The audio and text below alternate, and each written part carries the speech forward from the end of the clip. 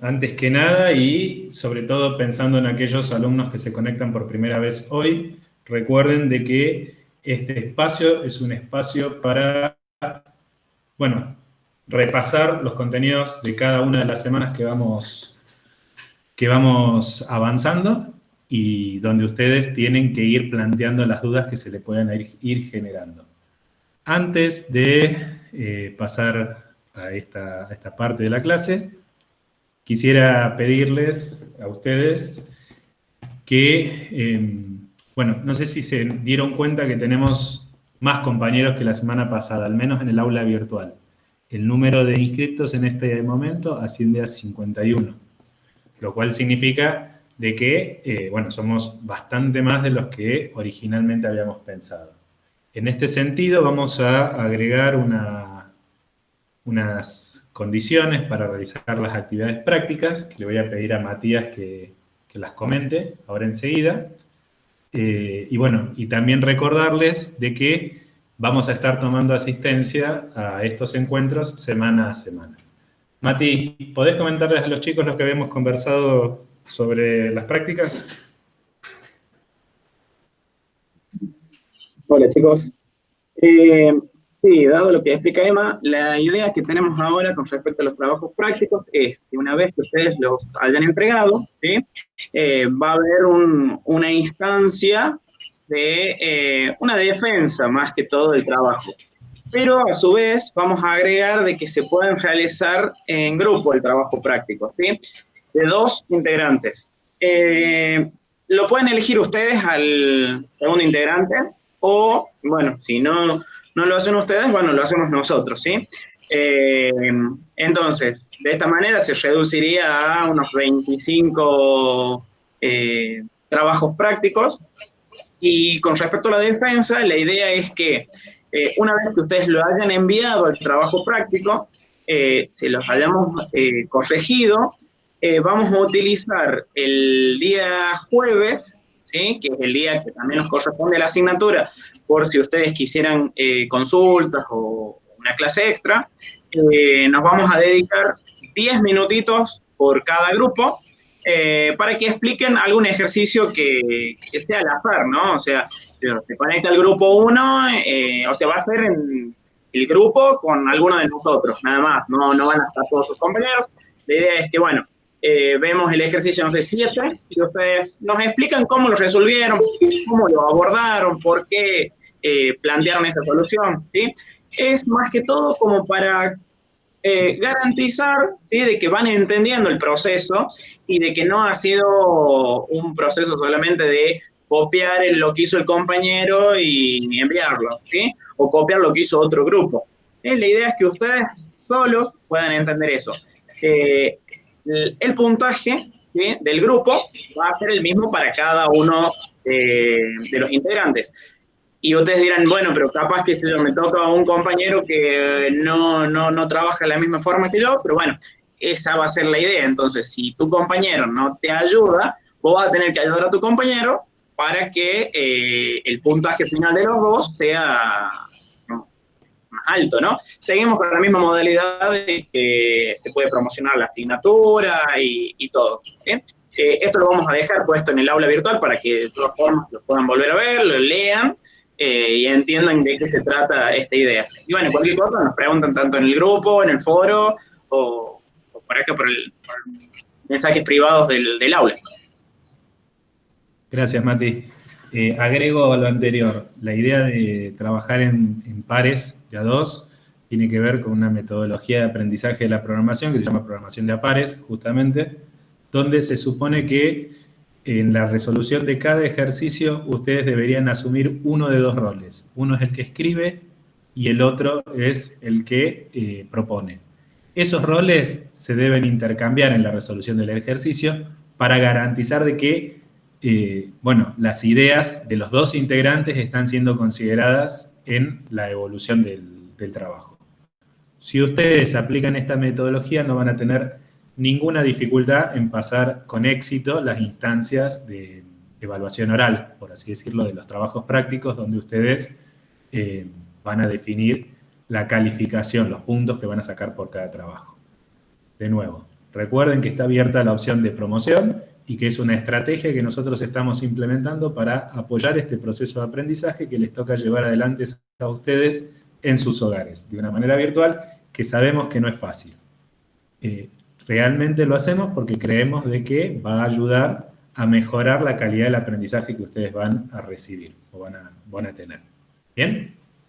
Bueno, con respecto a los contenidos de la primera semana, voy a hacer un pase superficial por los temas y después de esto ustedes perfectamente pueden consultar lo que quieran. También vamos a pasar por los contenidos que se supone que van a estar estudiando ustedes durante esta semana. También pueden consultar sobre esos contenidos si es que ustedes ya se han adelantado. Bueno, la materia entonces se llama estructuras de datos y lo que nosotros básicamente tenemos que aprender, lo que tenemos que trabajar, son la manera en la que esos datos se van a organizar en un programa. Hasta ahora han estudiado algoritmos, ustedes vienen de una primera materia donde se han encargado y se han ocupado de ver cómo se resuelven los problemas elementales desde un punto de vista de instrucciones de una computadora. Lo que vamos a hacer es complementarlo con las estructuras de datos, es decir, la forma en que esos datos se van a organizar en la memoria de la computadora para trabajar de la manera más eficiente. Esto es lo que nosotros conocemos como un programa.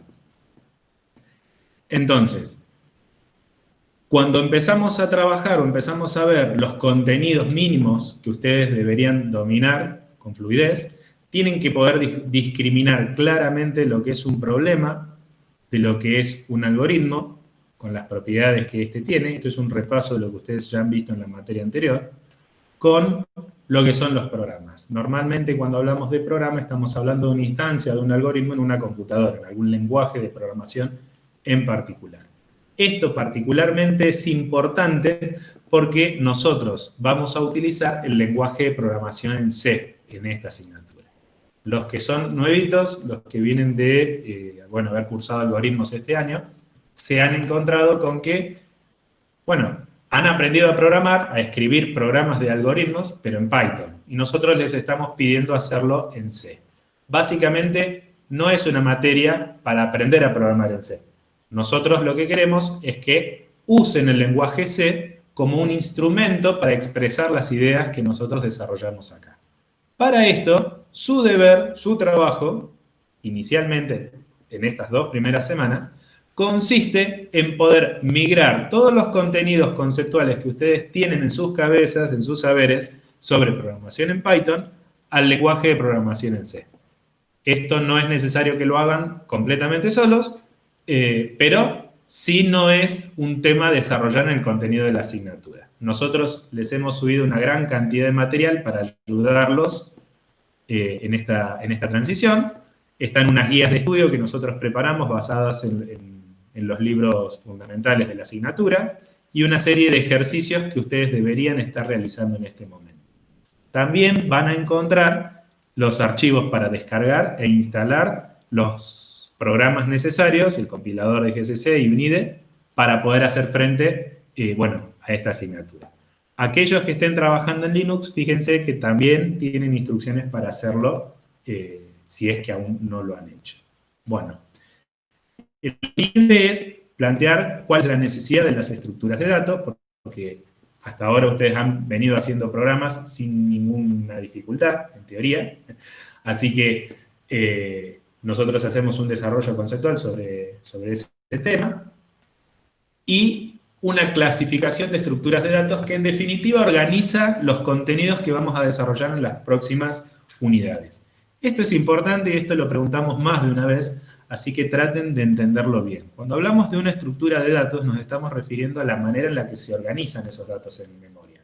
Y para eso hacemos una primera clasificación en datos primitivos o estructuras de datos primitivas y estructuras de datos no primitivas. ¿Qué son las estructuras de datos primitivas? Bueno, la mayoría de esas ustedes ya la conocen porque han tenido que manipular datos de tipo numérico, ya sean enteros o con coma flotante, es decir, que tienen decimales, o de tipo carácter. Los tipos de datos carácter incluso también son datos enteros. Recordemos que existe una tabla de códigos ASCII hay muchas tablas, pero la que nosotros manipulamos en los lenguajes de programación normalmente es ASCII, que nos permite transformar o representar letras y símbolos a través de códigos numéricos. Básicamente un carácter es un número entero que ocupa no más de un byte. Cuando ustedes empiecen a ver el lenguaje de programación en C, que probablemente ya lo han hecho, se van a encontrar una primera diferencia con respecto a Python, y tiene que ver con que en C todos los datos deben especificar su tipo. Esto tiene que ver con la forma en que esos datos se van a guardar en la memoria. No todos los datos se pueden representar con la misma cantidad de bytes. Y los lenguajes de programación como C, que, como sabrán también, es un lenguaje que tiene más de 30 años de existencia, para ser tan eficientes como son, requieren que hagamos una manipulación de la memoria muy precisa. Los tipos de datos, entonces, se acomodan, se clasifican, se eligen en función del tipo de información que vamos a querer representar. Si estamos hablando de memoria, un tipo de dato muy importante que vamos a empezar a utilizar son los punteros. Los punteros, lo vamos a ver más adelante, son variables especiales numéricas que nos permiten guardar direcciones de memoria para hacer las manipulaciones que vamos a tener que aprender a hacer. Esto es lo que ustedes han aprendido durante la primera parte de la carrera, durante el cuatrimestre anterior en la materia de algoritmos. Ustedes ya han manipulado estructuras de datos.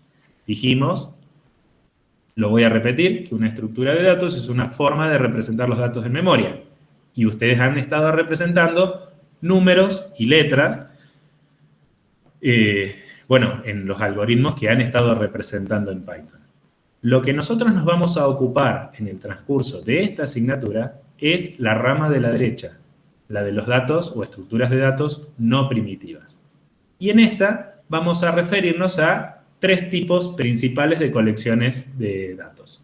Por un lado tenemos los arreglos, por otro lado tenemos las listas y por otro lado tenemos los archivos.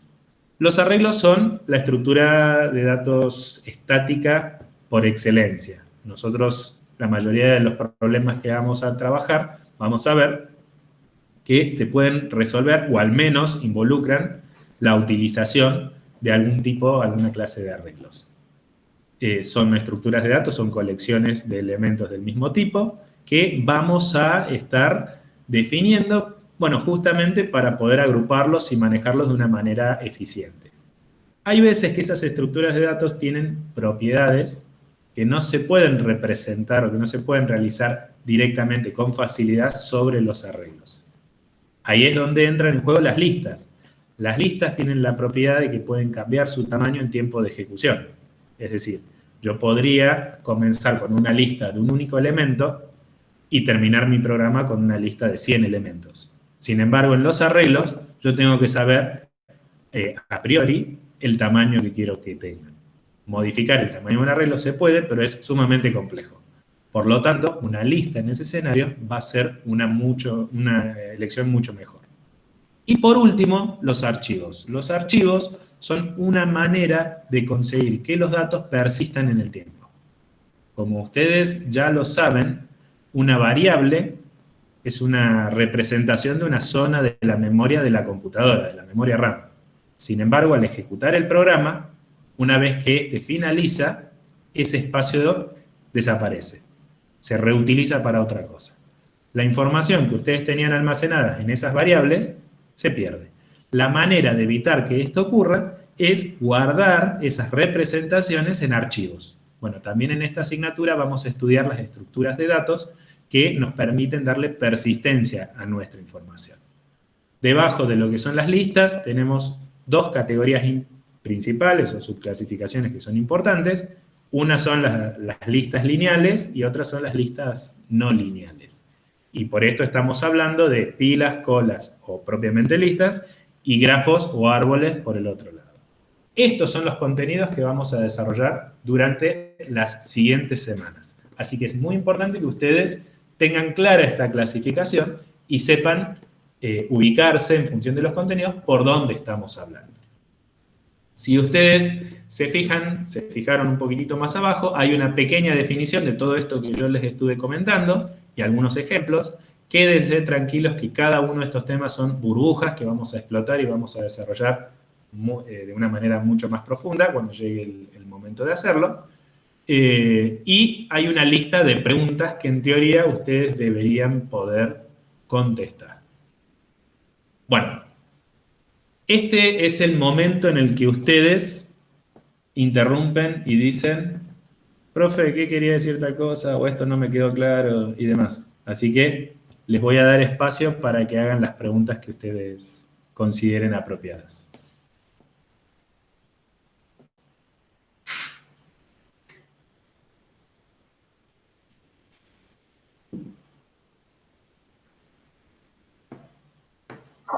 Profe, yo tengo una consulta, pero con respecto al trabajo práctico que tenemos que entregar, al primer Bien. trabajo práctico. ¿Existe algún formalismo que tengamos que presentar en conjunto con el trabajo o simplemente con el algoritmo bastaría? El algoritmo que da resolución. Porque en el cuatrimestre pasado nos pedían que hagamos todo un análisis, que pongamos, por ejemplo, primero el punto al que estamos resolviendo, el problema que estamos resolviendo, y abajo, con una leyenda que dé inicio, empezamos a desarrollar el resto. En este caso, ¿es necesario todo eso o simplemente con presentar el algoritmo bastaría? Bueno, Alejo, ¿verdad? Por favor, avisen quién es el que está haciendo la pregunta para que sea más fácil para nosotros dirigir la respuesta entre todos. La idea principal, antes de esto, ¿pudiste instalar y hacer funcionar el compilador de C en tu máquina? No todavía, profe, pero no se preocupe que cualquier cosa le pregunto a mi hermano que pasó y ahí lo resuelvo. Tenés a F1 sentado al lado. Sí, sí. Si ustedes se fijan, en el panel de la derecha van a tener una guía de todos los temas y contenidos que están desarrollados o están pensados a ser desarrollados durante cada semana. Alejo nos está preguntando de instrumentos de evaluación, trabajo práctico número 1, que está abierto hasta el 4 de septiembre.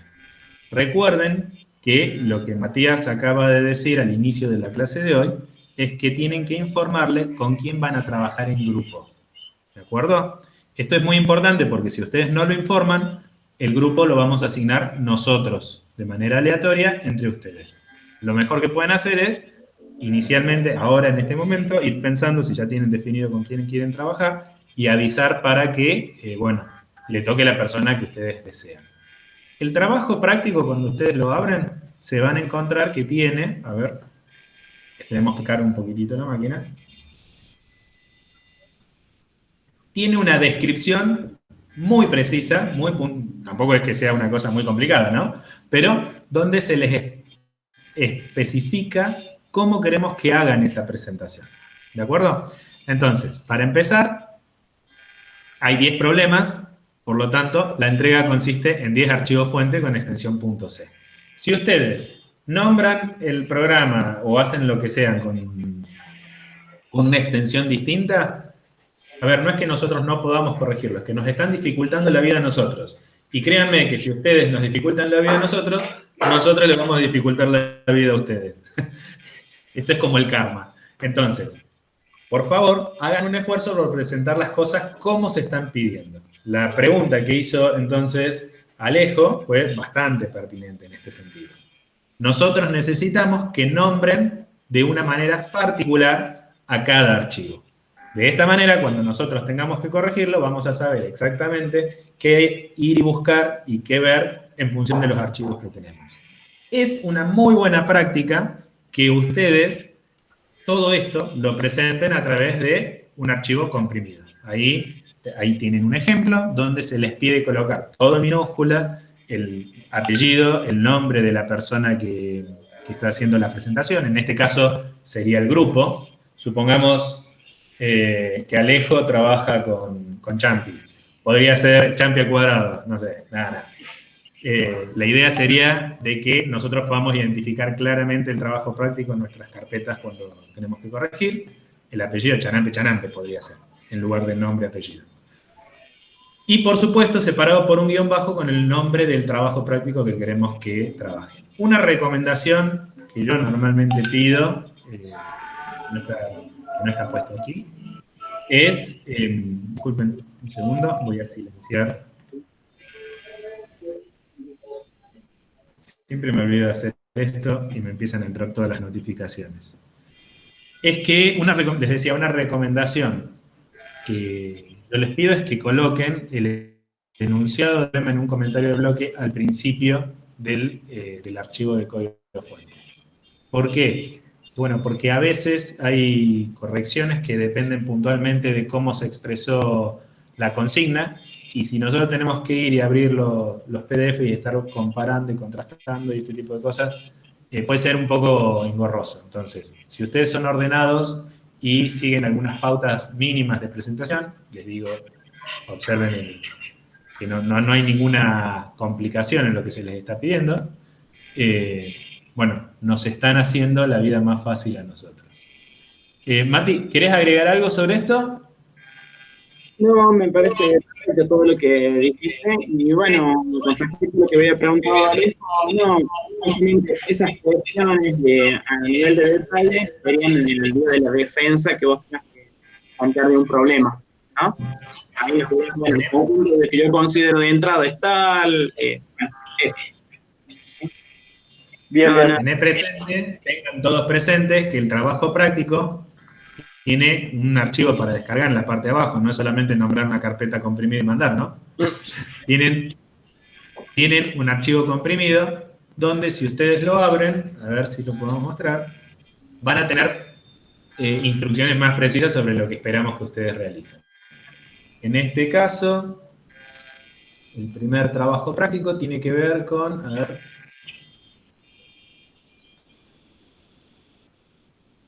bueno, resolver una serie de ejercicios implementados en C.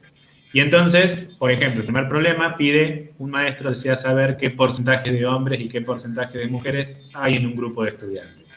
Y se les proporciona un conjunto de datos de entrada y la salida esperada.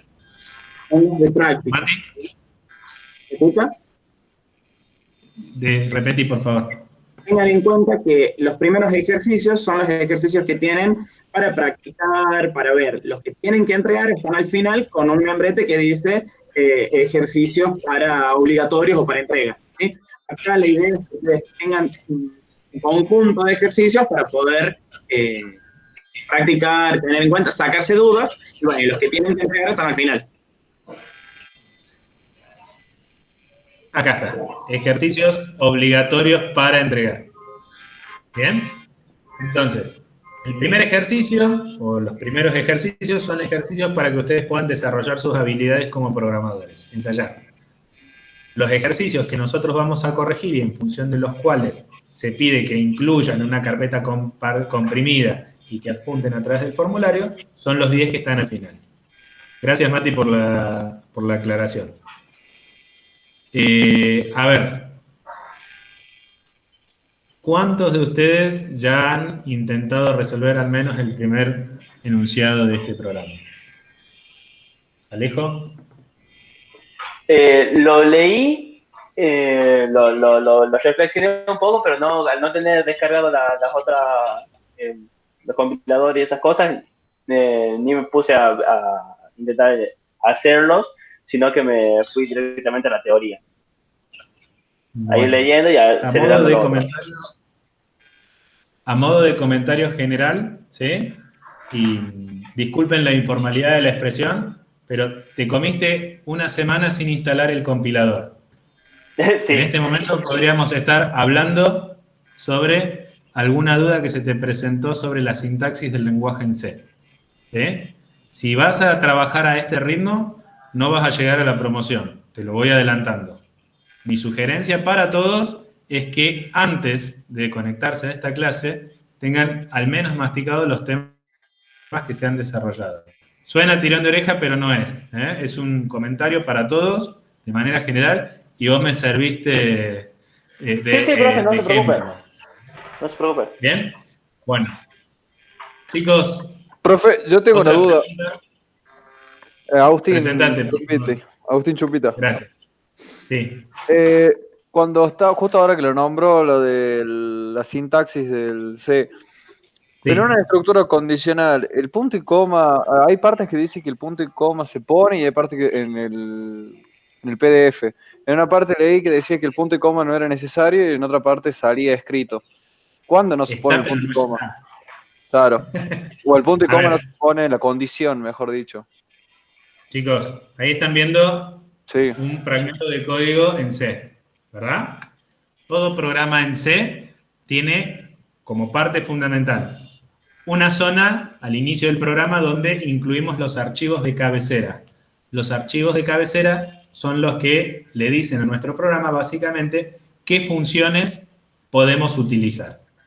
Tenemos un bloque principal que llamamos main, esto es donde el programa comienza. Pueden ser que lo vean, esto tiene la forma de una función. Una función, ustedes ya han visto funciones en estructuras de control en el primer cuatrimestre. Sí, también sobre eso le quería hacer una pregunta. Bien. Una función básicamente tiene un nombre, en este caso es main, un tipo de valor de retorno, que en C es obligatorio, ustedes tienen que especificarlo. El tipo de valor de retorno dice el tipo del valor que va a devolver. En este caso, la función main nos obliga a terminar el programa con una operación return. Return es la instrucción que permite devolver el valor que queremos que tenga. En este caso, 0. Como ustedes ven, siempre un programa debe terminar con un valor de retorno 0. Esto le sirve al sistema operativo para saber si el programa finalizó correctamente. A nosotros no nos va a interesar más allá de cumplir las restricciones que nos impone el lenguaje, ¿sí? Y una serie de argumentos que pueden o no estar presentes según el lugar del cual estén leyendo. Pueden haberlo visto así, pueden haberlo visto así, o incluso pueden haberlo visto escrito así. ¿De acuerdo? Lo importante es que en cualquiera de las formas posibles aparezcan los elementos que se muestran en el lenguaje. Una particularidad del lenguaje C con respecto a Python es que todo lo que nosotros querramos hacer en nuestro programa tiene que estar escrito dentro de funciones. Tiene que ver con la forma modular que tiene el programa, el lenguaje de programación, de organizar nuestros programas. Por ahora, en realidad esta semana ustedes ya se supone que empiezan a ver temas de funciones, con la semana 2, pero por ahora los programas en general se resuelven en la única función que tenemos, que es main. Es decir, yo tengo que colocar mis instrucciones acá. ¿Qué son mis instrucciones? Bueno, declaración de variables, operaciones o sentencias de control. Lo que estamos viendo en este momento, yo voy a hacer un programa muy simple.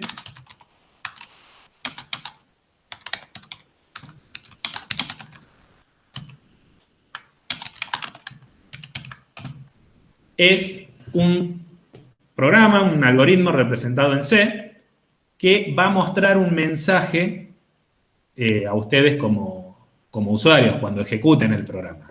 Fíjense, esto es importante. Cuando ustedes trabajan en este entorno, se van a encontrar con una barra de título del programa, que es la que nos dice el programa que estamos usando, esta es la de Jenny. Van a tener una pestaña, si está en rojo eso que aparece ahí, es el nombre que en este momento tiene nuestro archivo, un archivo sin título, .c, porque yo abrí una plantilla basada en C. Me está indicando que todavía no ha sido guardado, esto funciona igual, ustedes han trabajado con Jenny y con Python, así que supongo que estas cosas las tienen bastante internalizadas. Y luego el panel central donde ustedes tienen el código que quieren escribir. Cuando ustedes quieran compilar este programa, lo primero que tienen que hacer es guardarlo con un nombre. Yo lo voy a guardar, a ver. Bueno, acá nomás. Lo voy a poner en mi carpeta personal. Ejemplo 1.c. Es muy importante que definan la extensión del programa, en este caso .c. Y luego, si van al menú Construir, se van a encontrar que tienen 3 opciones, ¿sí? Compile, Build y Execute. ¿Bien? Nosotros podemos compilar el programa, lo cual significa que va a traducir nuestro código fuente en código máquina, pero no lo va a vincular a las librerías del sistema operativo para ser ejecutado. Por lo tanto, en definitiva, no nos sirve en este paso. Podemos construir el programa. Fíjense que la tecla asociada para hacerlo directamente es F9, lo cual significa, construir un programa significa que aparte de compilar, va a enlazar nuestro código objeto a las librerías del sistema operativo para poder usar, bueno, el teclado, la pantalla, lo que sea que estemos queriendo utilizar. Y en definitiva ese proceso termina con un programa ejecutable. Y Execute, que es la tecla F5 asociada, nos va a permitir justamente mostrar nuestro programa en ejecución. Nosotros normalmente nos vamos a manejar entre Build y Execute. ¿Bien? Entonces, yo le voy a dar Build para mostrarles qué es lo que pasa acá abajo. Fíjense, en la parte inferior, voy a ampliar un poquitito, aparece la orden que el IDE está ejecutando en el sistema operativo. Esto es independiente que estén trabajando en Windows o en Linux. El programa que se encarga de transformar nuestras instrucciones en código objeto se llama GCC, es el compilador de GNU para C. Y lo que sigue es un conjunto de parámetros que definen cómo hacer esta transformación. Los que realmente nos importan son 2. El nombre del archivo, ejemplo1.c, y el nombre que quiero que tenga, -o, ejemplo1. Este es el nombre del ejecutable. Si yo me fijo en la carpeta, en mi carpeta personal, donde se supone que guardé este programa, yo debería tener ejemplo1, acá está, .c, creado hoy, y debería tener el ejecutable ejemplo1. Si se fijan, no está. Tiene que ver con que esta compilación falló. ¿Por qué falló? Y bueno, veamos qué es lo que nos está diciendo el compilador. Nos está diciendo, ejemplo1.c en la función main falló en la línea 5, aproximadamente en el carácter 54. No se pueden fiar de esto, porque el error puede estar donde nos está diciendo o puede estar en alguna instrucción anterior. En este caso nos está diciendo, se esperaba un punto y coma antes de return. Ese es el error que está detectando el compilador. Y nos proporciona un pequeño ejemplo para que nosotros lo podamos visualizar. Si se fijan, el punto y coma debería estar a donde apunta la flechita esta. Acá. Todas las instrucciones o todas las llamadas a función y operaciones que realicemos con el lenguaje de programación para responder a la pregunta de Agustín, deben finalizar con punto y coma. Si no lo hacemos, lo que va a pasar es que nos va a corregir el compilador subrayándolo en rojo. Yo ahora voy a presionar directamente la tecla F9, luego de haber corregido lo del punto y coma, y van a ver que dice la compilación ha terminado con éxito. ¿Bien? Ese es nuestro objetivo, llegar a esa situación. ¿Qué puede pasar? Bueno, ahora, si yo actualizo en mi navegador de archivos, van a ver que dice ejemplo 1, en el día de hoy, ha sido creado. Está en la carpeta de mi home. Tiene que ver con que el proceso de compilación pudo construir nuestro programa ejecutable. ¿Cómo hago para ejecutar ese programa? Presiono F5 o voy al menú Construir, Ejecutar. También podría haber hecho uso de, a ver, ya se me perdió acá arriba donde están. Cerrar, cerrar. Bueno, por acá hay uno que por alguna configuración que yo hice no me lo está mostrando, pero debería aparecer por acá el botón de ejecutar, equivalente F5. Si no, lo hacen con el teclado o a través del menú. Le doy a ejecutar y debería aparecer una ventana con el mensajito que quiero mostrar. En este caso, bienvenidos a estructuras de datos en C. Si ustedes se fijan, Alejo me dijo, perdón, Alejo no, Agustín, me dijo pero a veces en el apunte dice que llevan punto y coma y otras dicen que no. De hecho, en este mismo programa tenemos punto y coma acá, punto y coma acá, pero no hay punto y coma en la línea 3, no hay punto y coma en la línea 1 y, por supuesto, ni en la línea 4 ni en la línea 7. Esto tiene que ver con que primero, todas las sentencias que comienzan con el carácter numeral no son instrucciones para el procesador, sino para el preprocesador del lenguaje. El preprocesador lo que hace es preparar, sería como un asistente que prepara nuestros códigos fuente para que el compilador pueda trabajar de la mejor manera. Es como una precompilación, el preprocesador. Ninguna instrucción del preprocesador debe llevar punto y coma al final. La sentencia número 3, que es la definición de la función main, tampoco lleva punto y coma. ¿Por qué? Porque es una estructura de control. Todo lo que son estructuras de control que definen el flujo de instrucciones que van a ser ejecutados por el programa o lo alteran, no llevan punto y coma. Entonces, ojo con esto, estoy hablando de la definición de la función, porque printf, la línea 5 en este caso, es una llamada a la función.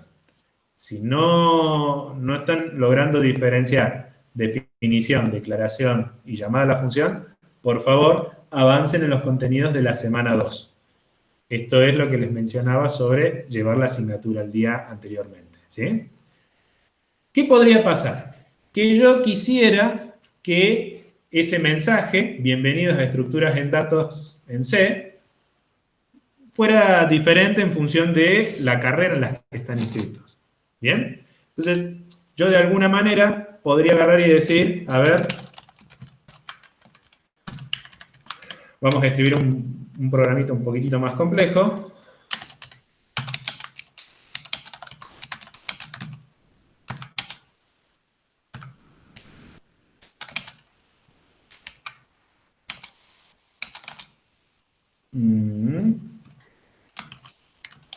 Vamos a clasificarlos en dos grupos, mecatrónica y sistemas. Todos los que son de ingeniería, licenciatura o tecnicatura van por la segunda categoría. ¿Ok? Entonces, muestro el mensaje y voy a permitir que el usuario me diga, de alguna manera, bueno, yo soy de la carrera tal. Voy a hacerlo de esta manera.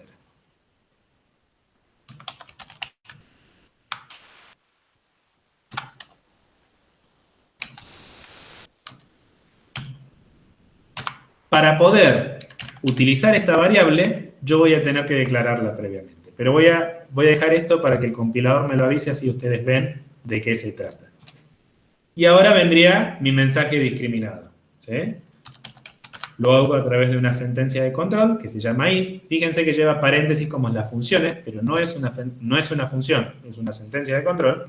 Si operación es igual a 1, entonces voy a mostrar el mensaje: bienvenidos a estructuras de datos en C para IM. Y vamos a repetir esto para sistemas.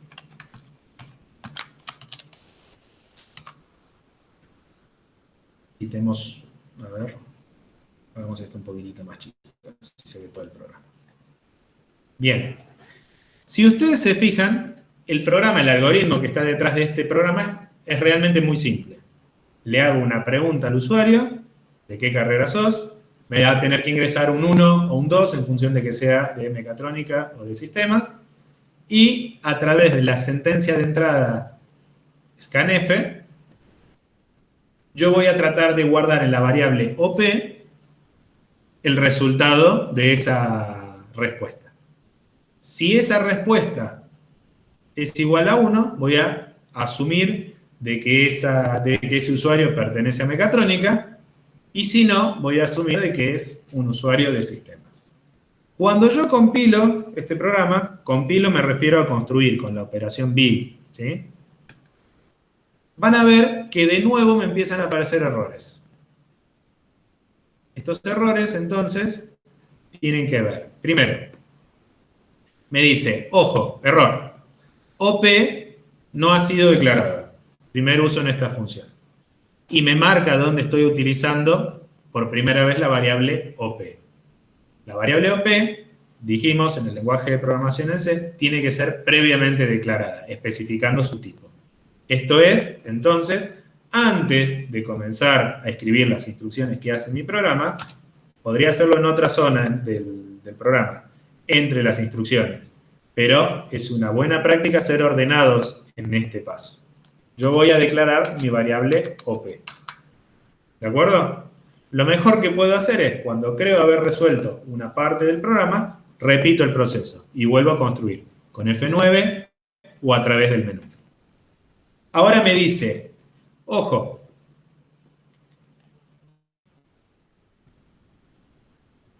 que esta cláusula else no tiene guarda. A ver qué es el problema que me está marcando en este caso. Este es un warning. Fíjense de que me está diciendo la compilación ha terminado con éxito.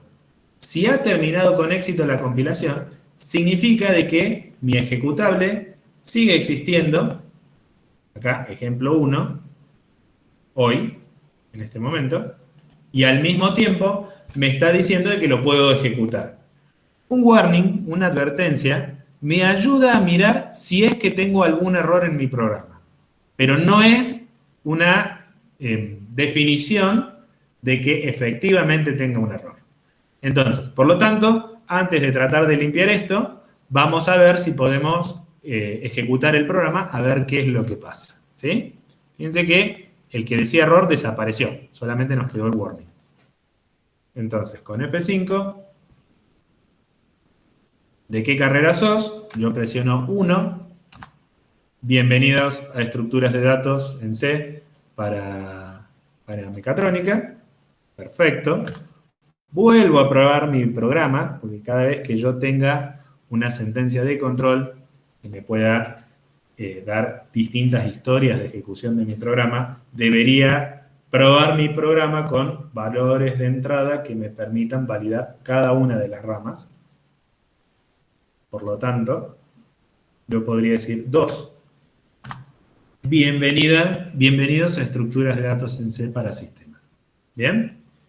Antes de seguir con esto, Agustín, ¿me entendiste la diferencia de...? Sí, porque era una estructura de control, entonces no se le pone punto y coma. Perfecto. Ya entendí. Bien. Perfecto. Y otra cosa, profe, yo recién me pensé que había instalado mal el compilador de, ¿cómo se llama?, de C en Gianni, pero no, el problema es que, por ejemplo, en Python nosotros estamos acostumbrados a compilar y ejecutar directamente. Compilar para ver si tiene algún error y ejecutamos. Y entonces a mí cuando yo hacía lo mismo en C, compilaba y ejecutaba, ¿qué pasaba? Me saltaba como que no había algo que había como un archivo faltante.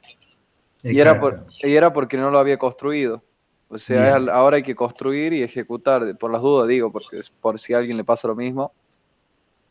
Bueno, para ser precisos y ampliar un poquitito lo que te está pasando con esto, el lenguaje de programación Python es un lenguaje interpretado.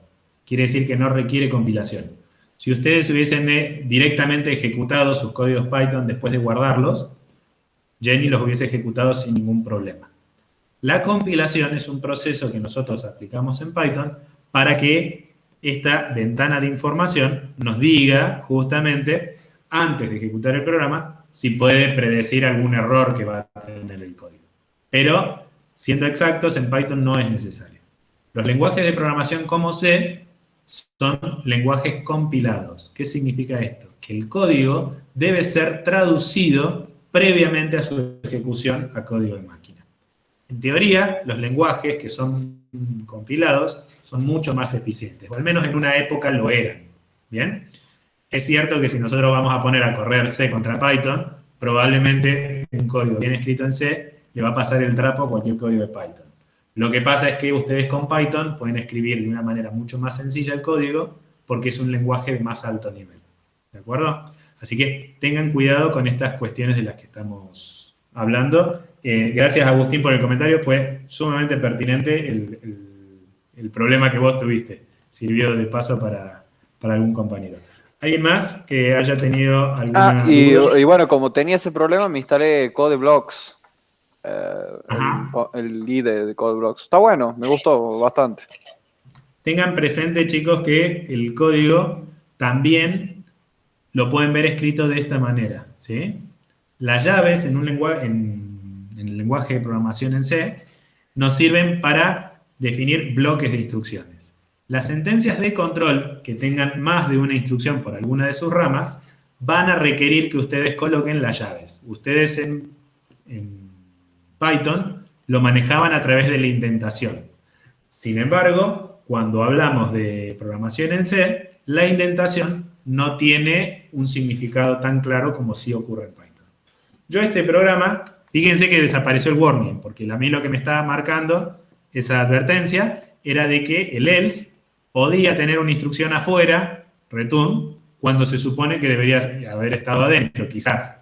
El compilador no tiene forma de saberlo, entonces, cuando ve de que yo no coloqué las llaves, ¿sí? Que como vieron no era obligatorio, si yo solamente tengo una instrucción por la rama, el compilador me lo va a advertir. Por eso era un warning y por eso yo no le di tanta atención y directamente lo ejecuté. Pero al poner las llaves, directamente estoy definiendo correctamente el bloque de instrucciones que se supone que están dentro de esa rama.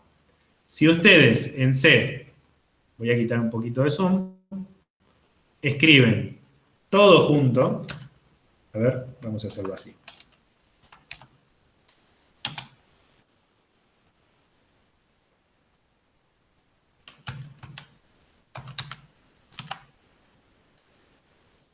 Uy, ¿qué me pasó acá?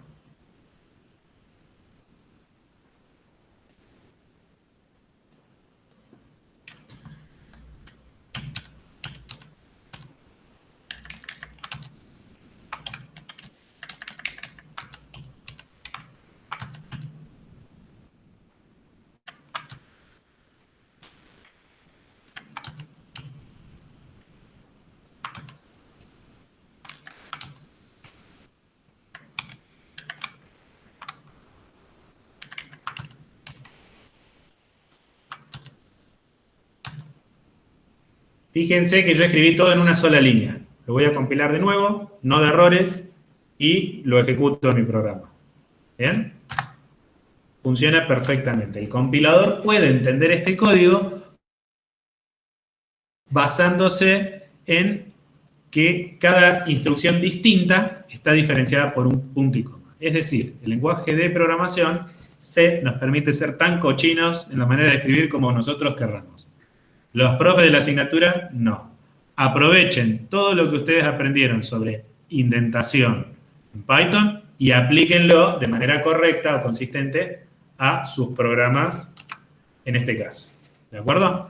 De manera tal de que sea mucho más fácil y más prolijo de leer los programas que nos entreguen. ¿Bien? Bien, profe, una última consulta. Todas las que quieras. Recién, bueno, estaba viendo el ciclo while y el do while. ¿Hay mucha diferencia entre esos dos? Porque, por ejemplo, yo sé que sí o sí pasa la instrucción del do, sí o sí se toma en el do while. Ajá. En cambio, como que el while directamente pasa por verdadero o no pasa por verdadero. O sea, como que salta directamente el bucle. Bien. Tanto el while como el do while son instrucciones que van a repetir, son sentencias de control que van a repetir un bloque de instrucciones un número indefinido de veces. Aparte del while y el do while, en C tenemos el bucle for. Ustedes también tenían el bucle for en Python. Tiene alguna diferencia en este lenguaje por la manera en la que se escribe, pero conceptualmente es lo mismo. Los bucles nos sirven para repetir un número definido de veces, en ese caso lo apropiado es utilizar un bucle for, o un número indefinido de veces. ¿Qué significa que sea indefinido? Que depende de alguna condición del programa. Por ejemplo, yo podría agarrar y decir acá,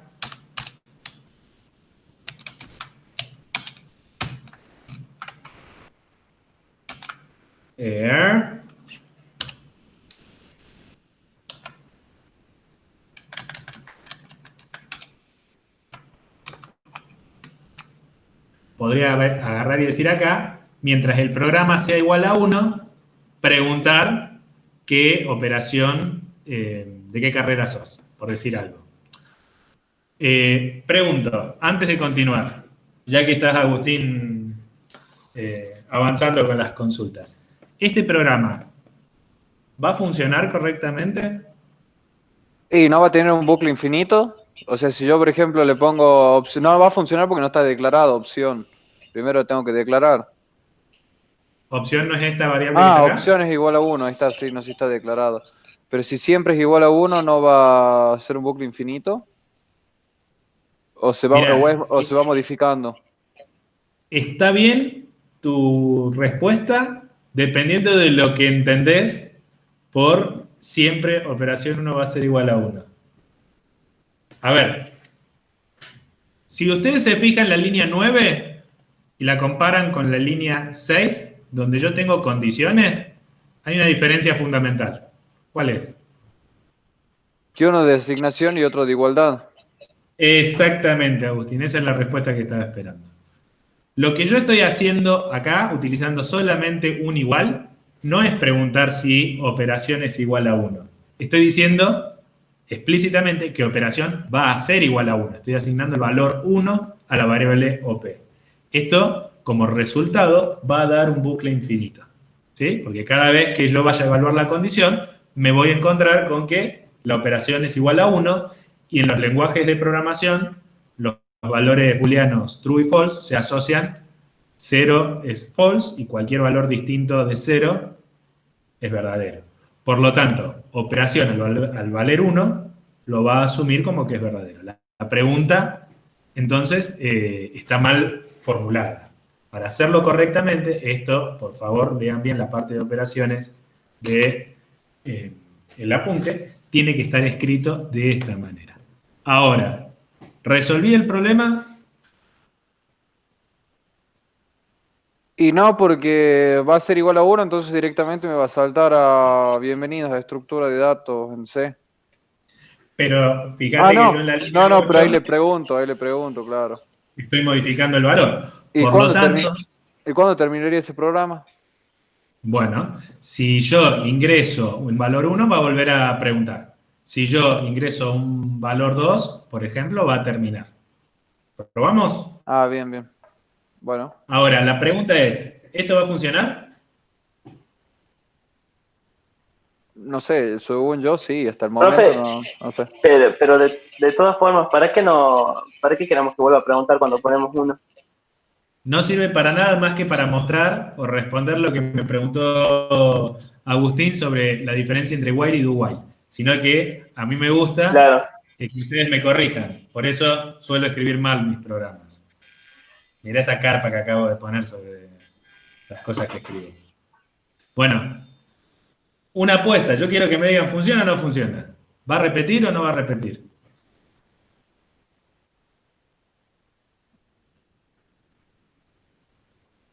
Pero yo creo que no, porque si pongo 1, entra por el if, ¿no? Bien.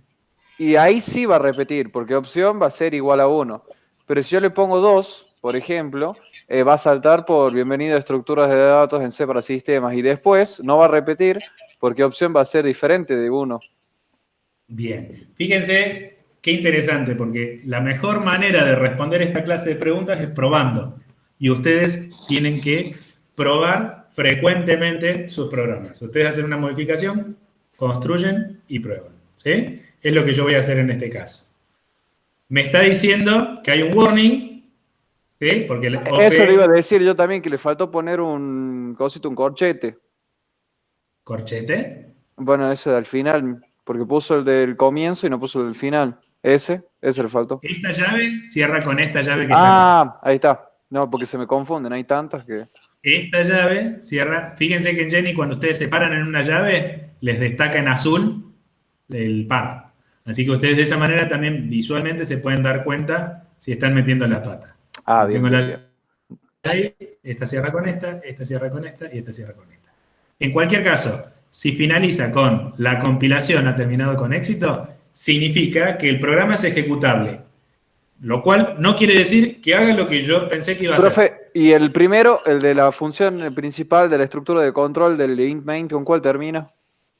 Está acá Sí. y cierra con este que está acá en la línea bien, 10. bien. No lo había visto, estaba re al final. Chicos, un consejo que a esta altura ya parece evidente. Cuando yo voy escribiendo en mi máquina, si ustedes o Matías está escribiendo en su máquina, lo mejor que pueden hacer es estar haciendo exactamente lo mismo. Porque muchas de estas cosas las van a poder responder mejor si ustedes hacen rápido antes que yo F9 y se fijan qué es lo que está pasando. ¿Sí? F9, F5. Los programas deben ser probados tantas veces como sea posible. ¿Bien? Entonces yo voy a ejecutar mi programa y ¿qué pasó? Programa salió con código 0, es decir, llegó al final. Si llegó al final, significa acá. ¿Ven? Salió con código 0, significa que ejecutó esto. Por lo tanto, el programa se ejecutó. Y me está diciendo... Bueno, en realidad no me está diciendo nada. ¿Qué pasó acá?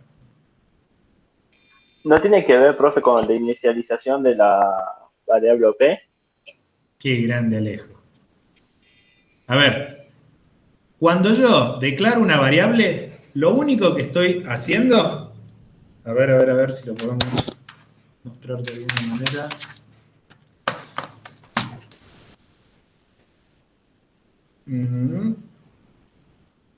Imagínense que ustedes tienen, entonces, la computadora.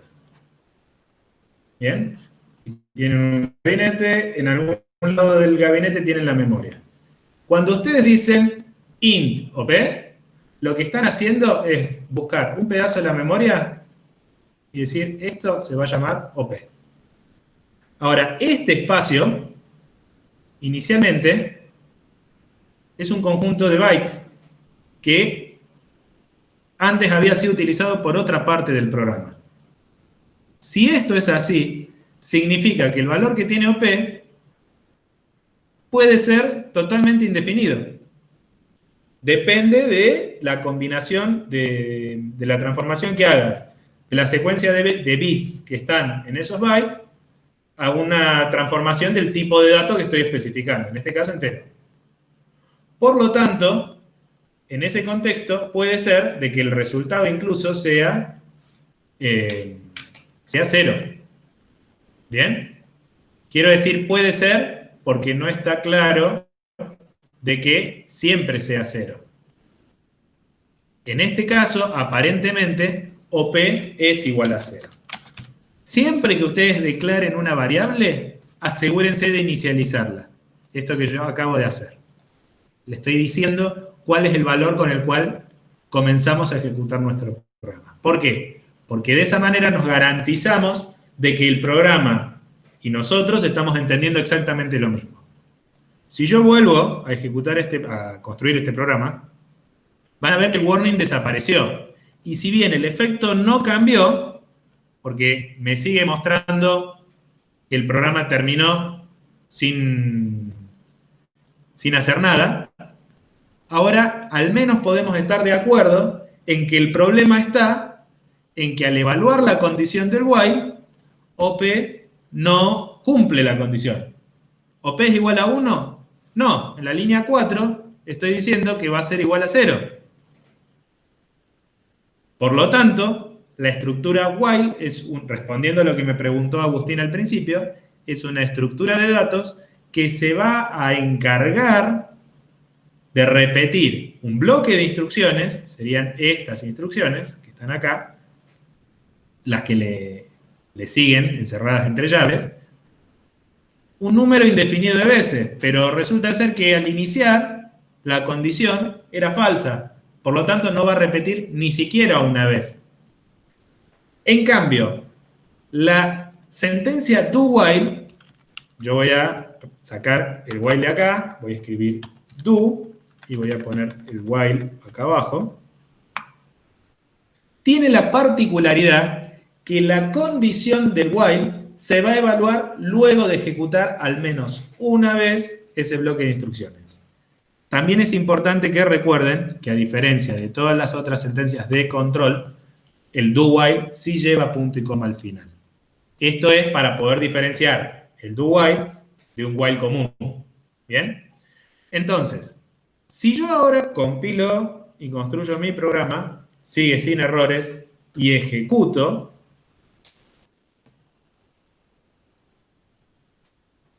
van a ver de qué me dice, de qué carrera sos. Eso es porque en el do while se comenzó a ejecutar el programa antes de evaluar la condición de repetición. Yo acá voy a poner que soy de sistemas. Y el programa terminó. Bienvenidos a estructuras de datos en C para sistemas. ¿Por qué? Y bueno, porque el valor de OP no cumple con la condición. Por lo tanto, aunque yo la puse al final, no va a repetir el programa, básicamente porque, bueno, la condición no se cumple. Recordemos de que las repeticiones en los bucles while y do while dependen de la condición. Si yo vuelvo a ejecutar este programa, ahora voy a poner uno para que veamos que sí repite. ¿De qué carrera sos? 1. Bienvenido a estructuras de datos en C para IM, y me vuelve a preguntar ¿de qué carrera sos? Fíjense que salió mezclado el mensaje. Vuelvo a poner 1, vuelvo a poner 1, vuelvo a poner 1, y puedo estar así toda la mañana que el programa va a seguir repitiendo. Tiene que ver justamente con que el do while está funcionando. Tengo que poner cualquier otra cosa. Fíjense que si yo pongo un número distinto de 2, por ejemplo 3 en este caso, me va a decir bienvenido a estructuras de datos en C para sistemas. Esto, aprovecho para decirlo también, tiene que ver con un error conceptual a la hora de definir la solución a mi programa. Si yo lo que quería era que el usuario ingresara 1 para decir que soy de mecatrónica y 2 para sistemas, ¿qué pasa si el usuario no ingresó algo en el conjunto de valores esperados? Bueno, en determinados programas es muy importante que este tipo de cosas lo consideremos y presten atención a los enunciados, porque algunas veces determina que el enunciado, la respuesta esté correcta o no. En este caso es trivial, así que no nos importa. Pero sí que deberíamos considerarlo si el enunciado lo está solicitando. ¿De acuerdo? Bueno, entonces, el do while al menos repitió una vez. ¿Cómo podría, volviendo a la solución anterior, cómo podría ser de que este programa al menos ejecute una vez?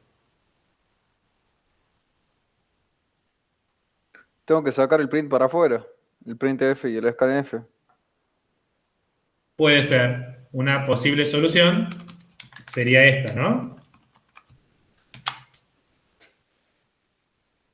¿Alguien ve un problema en esa solución?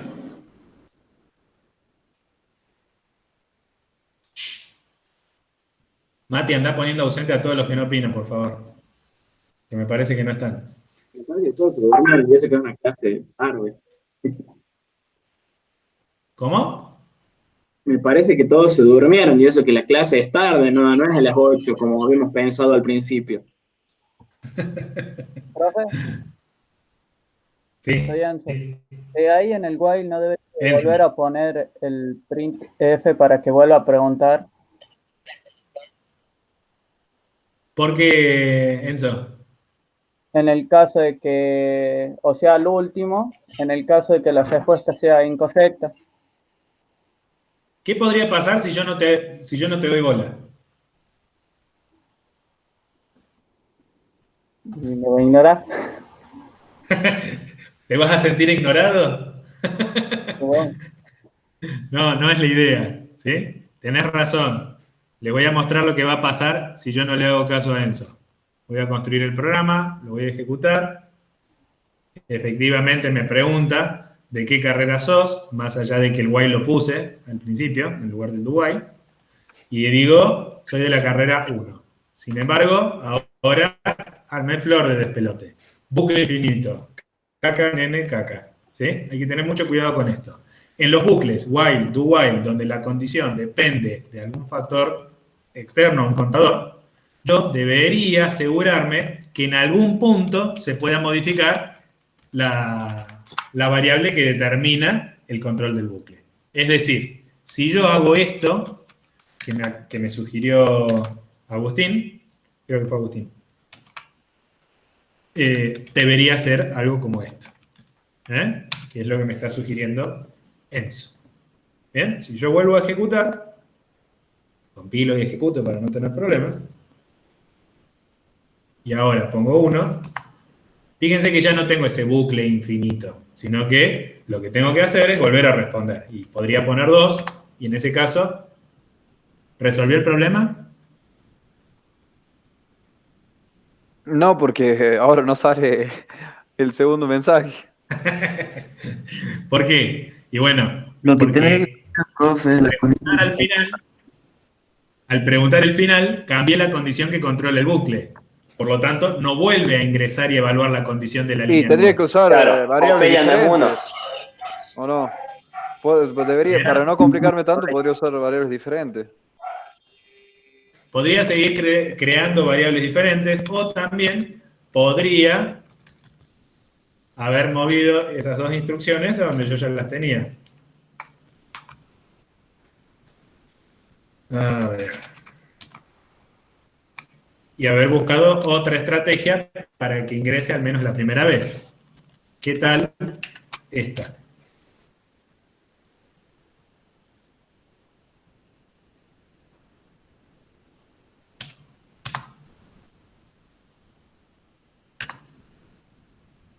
¿Sí? Recuerden, chicos, que un problema no tiene una única solución. ¿Sí?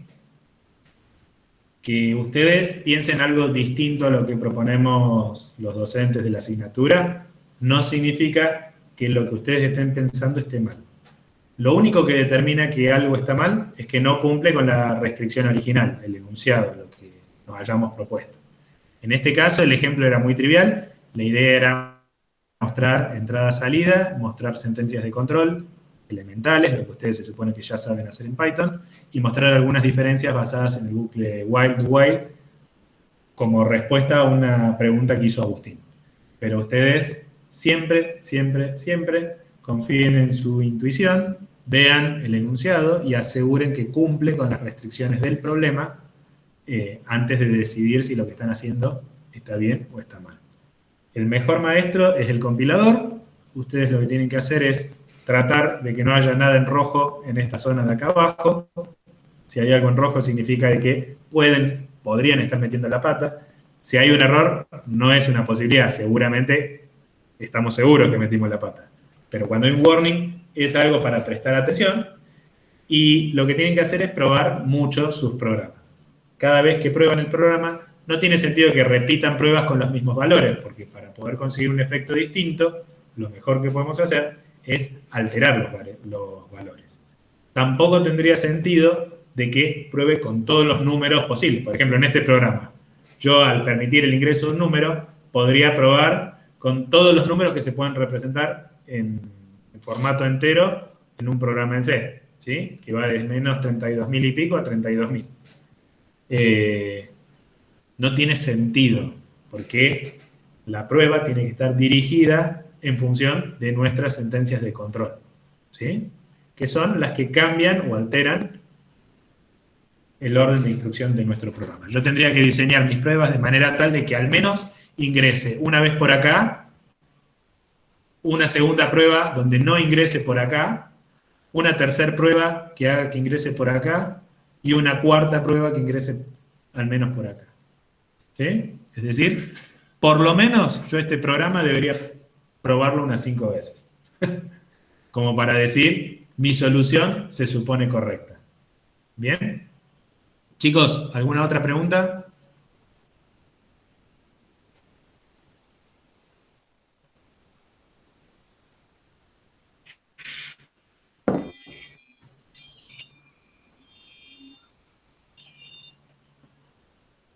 Bueno, supongo que no. La semana 2, que es la que comenzó ahora, da una vuelta de tuerca. Algunas de estas cosas ya las estuvimos conversando recién con los ejemplos de programación en C, que tiene que ver con la organización de la memoria de la computadora. Ustedes van a ver un gráfico que está afanado de uno de los libros que anda por ahí, donde, o este me lo saqué de... Bueno, no importa, pero lo que sí importa es que ustedes traten de interpretar este gráfico. Nosotros partimos de una primera imagen que representa la memoria de la computadora. Suponiendo que tenemos 4 GB de memoria RAM, hay una región de memoria que está destinada al sistema operativo, una región de memoria que se llama MBR, que está destinada a la BIOS y al sistema de administración de boteo del sistema operativo, que es a donde va a ir todo lo que hace al arranque de la computadora. Y esta zona amarilla es la que a nosotros nos interesa porque es la que representa nuestro espacio de usuario. Es decir, las variables que nosotros vamos a estar utilizando se van a ir almacenando temporalmente en ese espacio de memoria. Bueno, ese espacio, al que nosotros llamamos memoria principal, si nosotros le damos un poquitito de lupa, se puede dividir en algo similar a esto que está acá.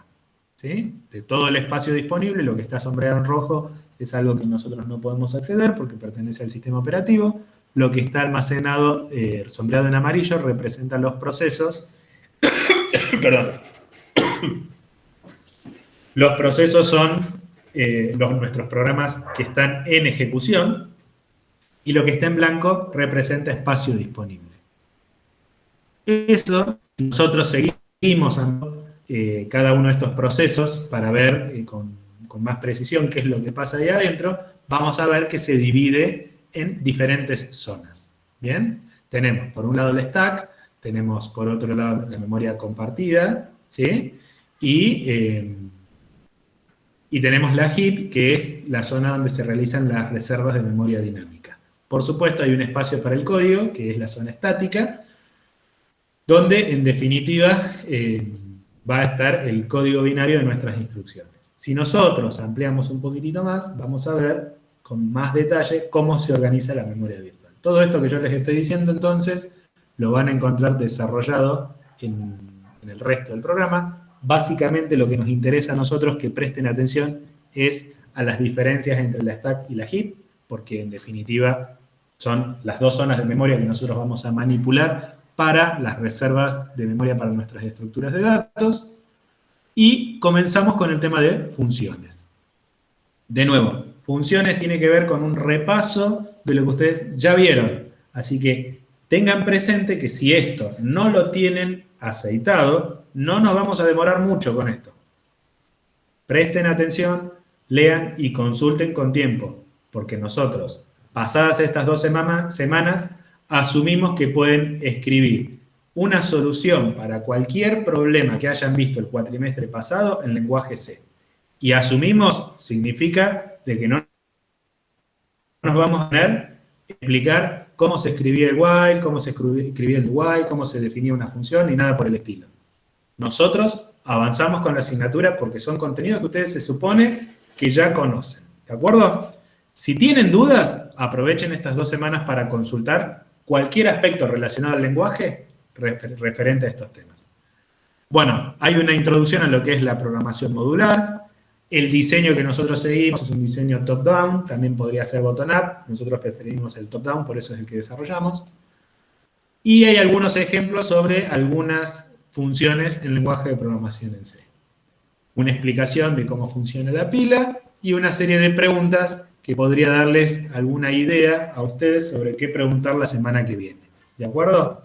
También se van a encontrar con algunos apuntes en PDF y ejercicios referidos a funciones y al uso de funciones que se supone que ustedes deberían poder resolver sin mayor dificultad una vez que hayan leído la teoría.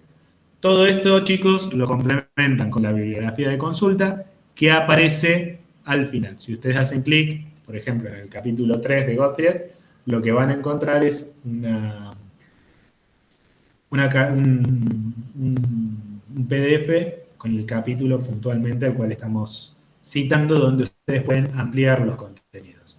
Nosotros asumimos de que esto ustedes lo leen, ¿de acuerdo? Y lo leen no después de que yo les digo que lo leen. Llegan a esta clase con esto leído. Hoy inicia la semana 2, el martes que viene yo doy este tema por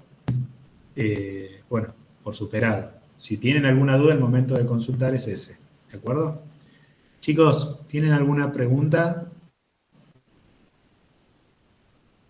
¿Alguna consulta sobre algo que no hayamos aclarado?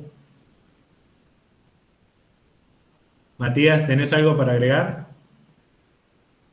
No, si tienen alguna duda ustedes, chicos, no, estamos bien. Bien.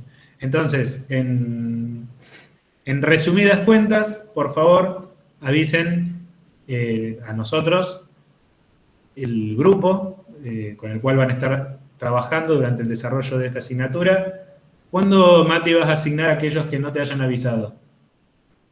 La idea es que en un principio confirmen todos, digamos, sabemos que hay 52 inscritos y sabemos que no todos ellos van a cursar, por lo tanto, una vez que ya sepamos quiénes son, los que no se hayan agrupado, bueno, al finalizar esta semana ya van a estar. O sea, tienen plazo hasta el viernes para definir los grupos, chicos. Manden por privado, manden como quieran, pero determinen lo más antes posible. Perfecto. Entonces, quien no dijo con quién va a trabajar hasta el viernes, quien no especificó hasta el viernes con quién va a trabajar, va a recibir un compañero de manera aleatoria del grupo. ¿Ok?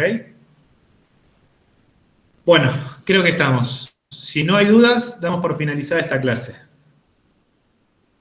Joana, tengo una duda. Aprovecho el comentario de Joana por el chat para hacer otro comentario yo. Dice, yo tengo una duda con la pregunta 3 de identificadores y constantes. A ver si podemos mostrarlo. Es importante, chicos, que en esta modalidad que estamos empezando a trabajar, todos cuenten al menos con un micrófono para que sea más fácil interactuar. ¿Bien?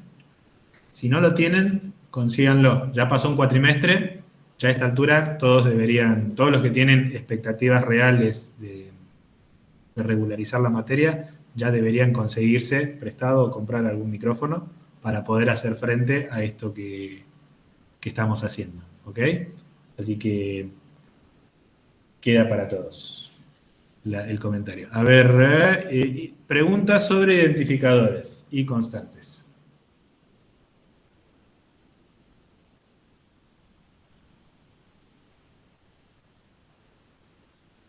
Bueno, determinar cuál es la... Vos me decís la pregunta 3, Joana. Determinar cuál es la... ¿Puedo pasar sin responder? Sí. 2, 3. Dice, determinar cuáles de los siguientes valores numéricos son constantes válidas. Asumir que la arquitectura almacena los enteros en 2 bytes. ¿Cuál es la duda que estás teniendo?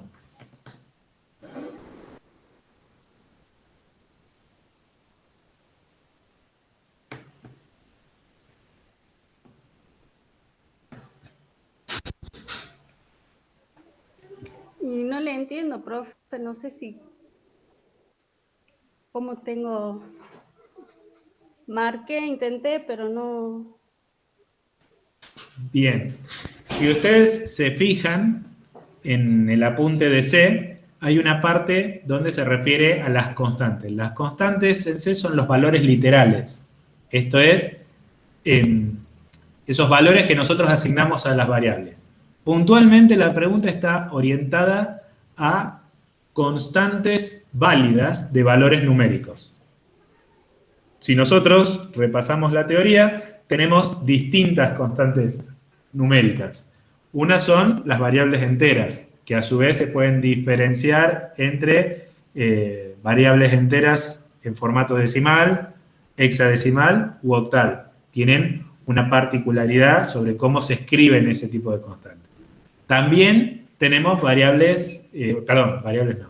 constantes numéricas de tipo flotante. Estas, a su vez, pueden ser de tipo notación científica o incluso variables flotantes convencionales.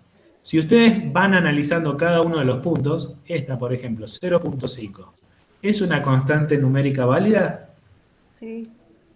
¿Por qué? No es válida, profe, porque tiene un punto. Bueno, la pregunta acá es cómo representa el lenguaje o cómo interpreta el lenguaje de programación los decimales. En el lenguaje C, los decimales se especifican con el punto. ¿Bien? Entonces, Como acá estás preguntando si son valores numéricos, y valores numéricos no especifica que tenga que ser, a ver, asumir que la arquitectura almacena los enteros en 2 bytes, bien. No especifica que tenga que ser constantes numéricas enteras, entonces esta podemos presumir de que se trata de una constante numérica válida. La segunda, 27,822, yo entiendo de que se trata de un valor en decimal que tiene una parte entera 27 y una parte decimal 822, pero la computadora no lo va a entender, porque el operador que separa decimales en las constantes numéricas de tipo flotante es el punto, no la coma, así que esta opción no es válida. La siguiente opción dice 9.3 E12. ¿Sería una constante numérica válida?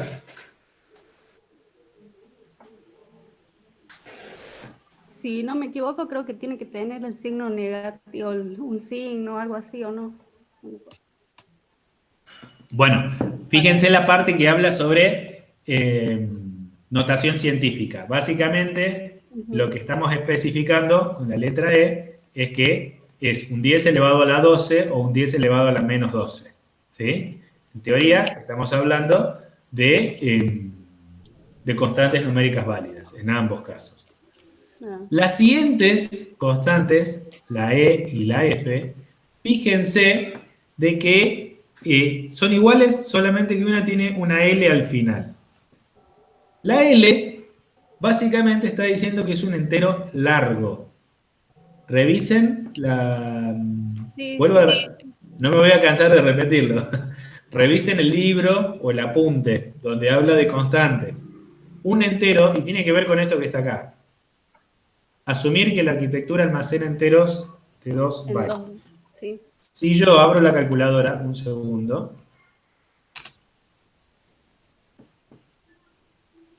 Creo que daba algo de 65.535. Piénsenlo.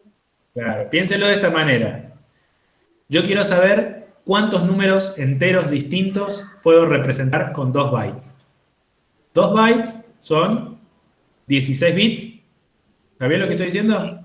Sí. Un byte son 8 bits, 2 bytes son 16 bits.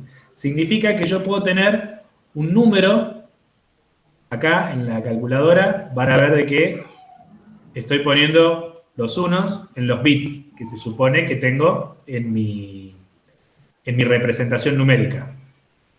Si yo calzo todos los unos, los 16 primeros unos, tac, tac, tac, me va a dar el número máximo que puedo representar con esa cantidad de bytes. Es decir, 65.535 números. Ahora, si se fijan, de nuevo, en los apuntes, se van a encontrar de que los números, a su vez, se los tiene que poder representar si son con signo o sin signo. ¿Qué quiere decir esto? Yo no puedo representar desde el menos 65.535 hasta el más 65.535. ¿Por qué? Y bueno, porque en esa escala numérica, a ver si yo tengo, a ver si lo puedo poner de nuevo por acá, si yo tengo una escala de este tipo, y yo tengo el 0 acá, yo tengo que decidir qué rango de números quiero representar con esos 65.000 que tengo. Si yo voy a decir que quiero llegar hasta el 65.000, yo voy a representar números del 0 hasta el 65.000. Acá. ¿Bien? Significa que no estoy dejando espacio para representar valores de tipo negativo. Si yo quiero representar valores de tipo negativo, entonces esto que yo estoy definiendo así, como mi rango, debería, de alguna manera, a ver, no puedo moverlo, debería, tac, vamos a hacerlo en rojo, trasladarlo para que contemple esos valores, fijando, por ejemplo, el 0 como centro. Si yo voy a tener que contemplar entonces el 0 como el centro, yo no tengo 65.000 valores. Acá voy a tener aproximadamente 32. Por ahí. Vamos a poner, exacto, dividido 2. Voy a tener aproximadamente 32.000 valores de tipo positivo. Y voy a tener aproximadamente menos 32.000 valores negativos. ¿Sí? Significa que en un valor entero que se almacena en memoria con 2 bytes, en la memoria de nuestra computadora, yo puedo representar con signo cualquier valor que esté entre menos 32.000 y chirola hasta más 32.000 y chirola. ¿De acuerdo? Si yo considero esto que les acabo de decir, y me fijo entonces esta constante que está acá, esa constante se supone que no ingresaría en este rango. ¿De acuerdo? Entonces, por más que la constante numérica se la ve correcta y yo puedo entender que es un número correcto, el rango que estoy utilizando para representar los bytes, es ese que está ahí, almacena los enteros en 2 bytes, lo está dejando afuera. Estos aspectos que ustedes en Python no debían preocuparse, por la precisión numérica del tipo de datos que estén usando, ahora sí son relevantes. Así que presten mucha atención a eso que les estoy diciendo. Bueno, no les quiero arruinar la diversión. Hay bastante para observar en los elementos que están quedando. Así que intenten resolverlo y sobre la base de los que no pueden hacerlo, no tienen más que consultar. Pero por favor, repasen antes de esto los apuntes de teoría que les estoy mencionando. ¿Bien?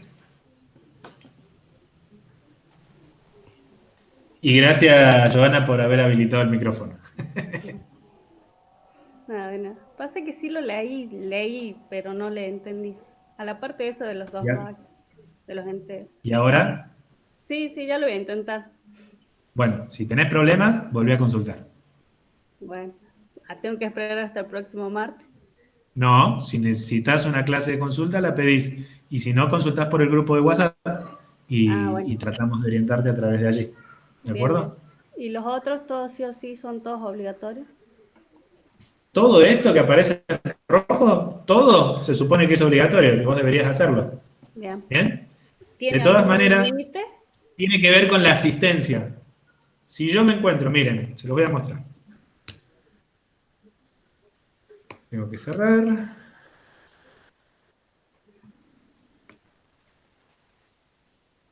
En la vista del docente, cuando yo veo el programa, yo puedo ver el grado de avance que tienen cada uno de ustedes.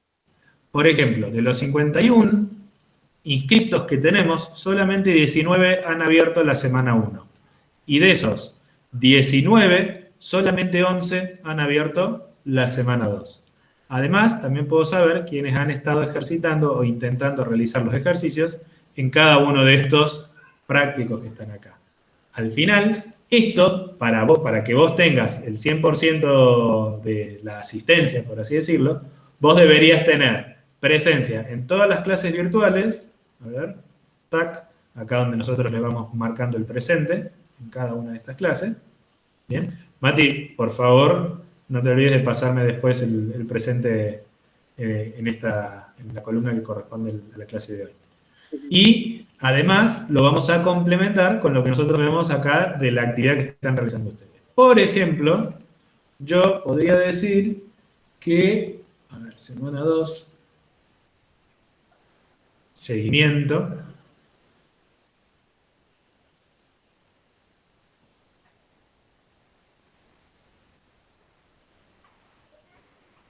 Lautaro ya consumió este contenido, al menos lo abrió, sé que lo vio, pero, a ver, bueno, ustedes están viendo ahí todos los chicos que no han abierto todavía, ¿no? Vamos a buscarte, Joana. Yo sí lo leí. Vamos a ver. Joana Palacio ha leído el contenido, ¿sí? Realizé las actividades también. Muy bien hecho, muy bien felicitado. ¿De acuerdo? Así Por eso, que... pero la del La semana 1. Para que eso les figure como leído, como aprobado a ustedes, tienen que hacer la autoevaluación las veces que sea necesaria para que les figure como presente. Si no, la actividad les va a seguir mostrando como que no lo han hecho. ¿De acuerdo? De todas maneras, esos son ejercicios para que ustedes vean si lo que están leyendo lo están entendiendo bien. Bien, no Si tiene fecha ustedes límite. si ustedes no consiguen que les dé bien, consúltennos. Entonces, va a ser algo como para que nosotros ampliemos o desarrollemos de mejor manera el tema de lo que está en el material de consulta que ustedes tienen. ¿Ok? ¿Alguna otra consulta? De mi parte, no. Chicos, 5, 4, 3, 2. No, profe. Yo, ya está. Tengo que dejar el computador nomás. Listo. Bueno, entonces damos por concluida la clase de consulta correspondiente a esta semana. Voy a parar la grabación. Tengan presente que pueden realizar la consulta, cualquier consulta adicional a través del grupo de WhatsApp o solicitarlo con dudas, por favor, para que nos conectemos el día jueves también. Y bueno, de más está decirles que les deseo suerte en el desarrollo de todos los contenidos que estamos viendo. ¿Ok? Gracias por conectarse, chicos. Chao, profe, nos vemos.